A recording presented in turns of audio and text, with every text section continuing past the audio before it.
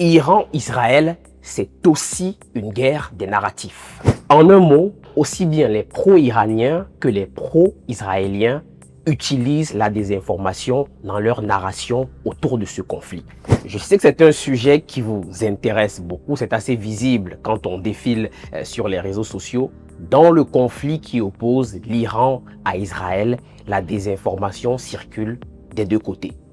Chaque camp cherche à apparaître comme la victime ou le justicier, souvent à travers des contenus manipulés, trompeurs, voire complètement faux.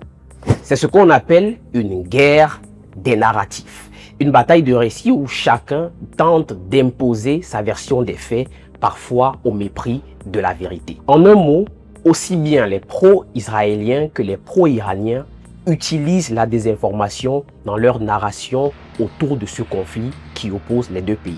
Dans ce contexte, le rôle du fact-checking n'est pas de dire qui a raison ou qui a tort. Il ne s'agit pas de prendre parti pour un camp, ni de trancher un débat politique ou géopolitique. Le fact-checking a un autre rôle, aider chacun à se forger une opinion sur la base des faits, expliquer, contextualiser et démystifier ce qui circule en ligne ou à travers les médias. Dire qu'un contenu est faux ou trompeur, qu'il vienne de pages pro-Israël, pro-Iran ou bien dans un cadre plus proche de nous, des pages pro-AES, ce n'est pas une prise de position politique. C'est simplement faire ce que les faits exigent.